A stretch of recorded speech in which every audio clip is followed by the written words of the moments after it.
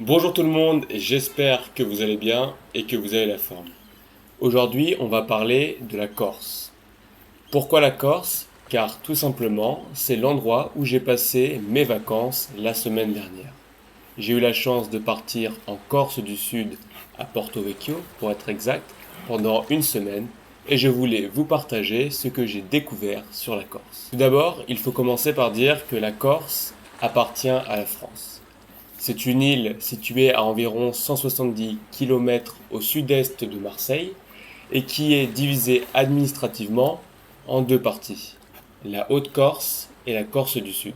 Moi, typiquement, j'étais en Corse du Sud, dans le sud, vers Porto Vecchio. Maintenant que tu sais un peu situer la Corse et que tu as compris que c'était au sud-est de la France, juste au-dessus de la Sardaigne, parlons un peu de son identité. Elle a une identité très forte, une culture très présente.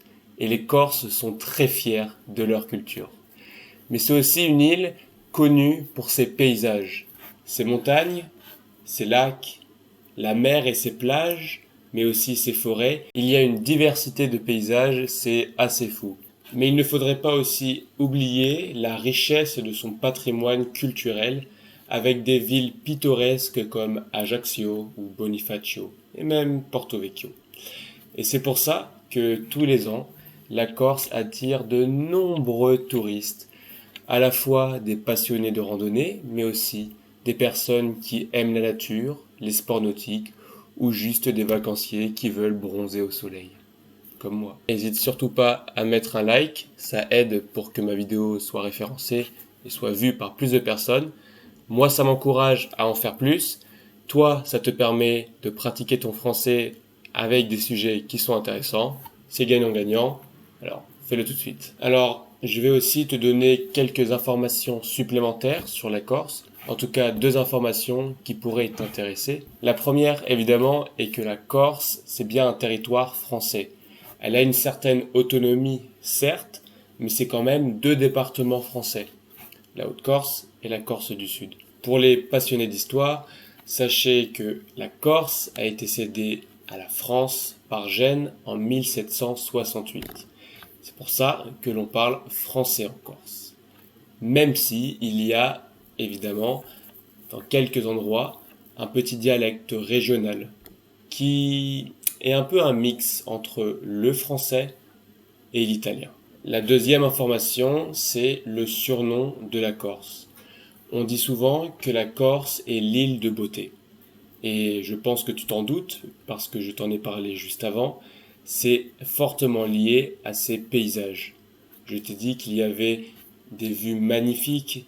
On passe de la montagne à la mer, en passant par la forêt et les lacs.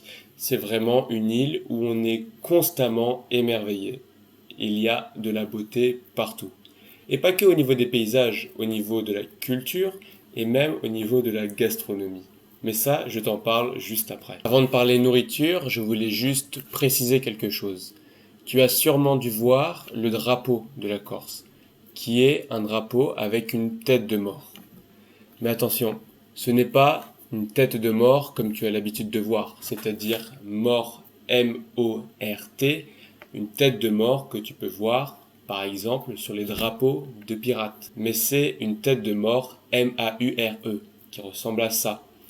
Donc comme tu peux le voir, le drapeau corse représente le profil d'une tête de mort. La tête est en noir, le drapeau est blanc. Et quand j'étais en Corse, on pouvait voir ce drapeau à beaucoup d'endroits, notamment sur les plaques des voitures, mais aussi sur les bâtiments administratifs ou sur les bateaux des particuliers et même les maisons.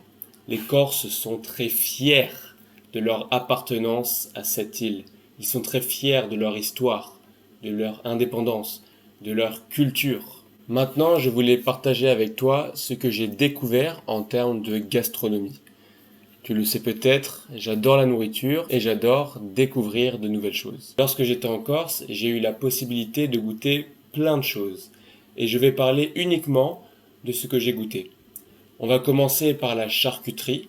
Je suis allé 2 fois au marché le dimanche et j'ai pu goûter 3 choses différentes. On commence par le lonzo.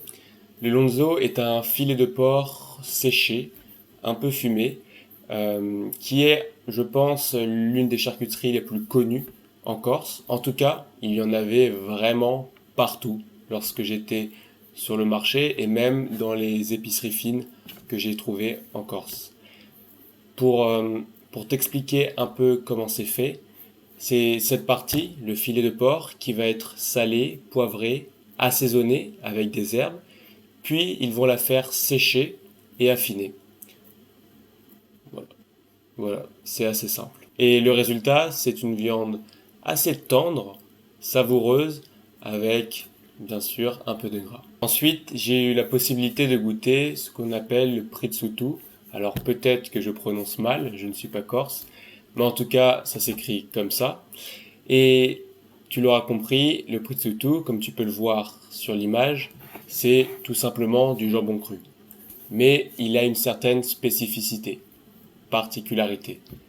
Ce jambon cru est fait à partir de porc qui est élevé en plein air. Enfin, c'est ce qu'ils disent. Bref, en tout cas, le vrai jambon cru corse est fait à partir de porcs qui sont élevés en plein air et qui sont nourris avec de la châtaigne. Parce qu'en Corse, il y a beaucoup de châtaigne. Et ça donne un goût assez particulier à ces jambons crus. Et enfin, je vais vous parler de la copa, ce truc-là. Je préfère largement le lonzo à la copa, mais je vais vous dire un peu ce que c'est. C'est l'échine de porc. Pareil, qui va être salé, assaisonné, puis séché et affiné. Pour être tout à fait honnête avec vous, j'ai mangé beaucoup de charcuterie et après de nombreux essais, je dois dire que ce que je préfère, c'est définitivement le lonzo. C'est plus tendre, ça a plus de caractère, plus de goût. Après, chacun ses goûts, comme on dit. Donc peut-être que toi, tu vas préférer la copa. Il faut juste que tu testes. Maintenant que l'on a parlé de charcuterie, je voudrais vous parler de fromage. Parce que lorsque j'étais sur le marché, il y avait beaucoup de charcuterie et beaucoup de fromage. Avec un peu de fruits entre les deux. Pour le fromage, le plus connu, en tout cas ce que j'ai trouvé vraiment partout, c'est les bruciu. Encore une fois, je ne sais pas si je prononce très bien, mais ce qu'il faut savoir, c'est que c'est du fromage de chèvre ou de brebis, qui a une texture assez crémeuse et c'est un fromage frais. On le retrouve d'ailleurs dans plein de plats à la fois salés et sucrés. Et si tu as l'habitude de prendre l'apéro, tu sais que il y a la charcuterie, le fromage et il faut quelque chose pour s'hydrater. Alors oui, tu peux prendre de l'eau, mais tu peux aussi prendre de la bière. Et en Corse, il y a une bière emblématique qui s'appelle la Pietra, qui est brassée à Furiani, près de Bastia. Sa particularité, c'est qu'elle a une teneur en alcool de 6%, elle est brassée à base de châtaigne, et elle a une couleur assez cuivrée. C'est une bière ambrée que j'apprécie pour le coup. Je ne pouvais pas terminer cette vidéo sans parler des clichés sur les Corses. Parce que en France, et peut-être à l'international, c'est que le Corse a un fort tempérament. Il est fier de son pays, enfin, de son pays. Il est fier de sa culture, de son île, et il va la défendre. On dit souvent que les Corses n'aiment pas trop les touristes. Alors, pour vous partager un peu mon expérience, je n'ai pas ressenti de haine ou de mépris de la part des locaux, des Corses. Ils étaient au contraire très chaleureux. J'ai apprécié leur hospitalité et leur accueil. Donc, évidemment, c'est un cliché. Ça dépend de l'expérience de chacun. Pour ma part, j'ai trouvé les Corses très gentils, très accueillants. Et ça m'a fait changer d'avis. Un autre cliché, c'est autour de l'indépendantisme. Les Corses, en tout cas une certaine partie, ou certains, veulent avoir l'autonomie de l'île. Et on dit souvent que les Corses sont des terroristes. Alors, pour le coup, c'est un cliché. Même si j'ai vu de temps en temps sur la route écrit sur les murs vive la Corse, la France, allez, des mots pas très sympathiques qui montrent qu'il y a une certaine volonté d'indépendance. Mais Voilà, ça reste un cliché. Il y a aussi le côté un peu flemmard. Les Corses seraient fainéants. Je pense qu'on peut dire ça de tous les pays méditerranéens où il fait chaud et l'après-midi on n'a pas vraiment envie de travailler. On préfère prendre une petite bière et se mettre dans son canapé. Donc bon, encore une fois, c'est un cliché. Vous en faites ce que vous voulez. Mais c'est vrai que j'entendais dire certaines choses, notamment ce côté fainéant, lorsque je parlais de mon prochain voyage à mes amis. Une dernière petite chose par rapport à la Corse. Malheureusement, je n'ai pas pu le faire, mais c'est un objectif que j'ai pour l'année prochaine, j'espère. C'est le GR20. Alors le GR20, ça signifie Grande Randonnée 20, et la Corse est aussi connue pour le GR20. C'est un sentier de randonnée qui traverse la Corse du nord au sud. Ça fait environ 180 km et généralement, les personnes qui font le GR20 le font en 15-16 jours parce qu'il y a 16 étapes. Bon, après, ça c'est pour la moyenne parce qu'il y a des gens, des professionnels du trail, qui le font en 35 heures, 35 heures 50, il me semble.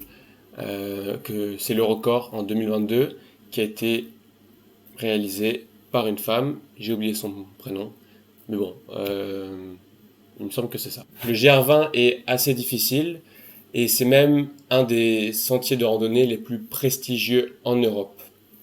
Alors pour le faire, il faut avoir une bonne condition physique, aimer la marche, mais ça vaut le coup. Les paysages sont magnifiques, on a des lacs en altitude qui sont vraiment à couper le souffle et le terrain est assez escarpé. Ça monte, ça descend.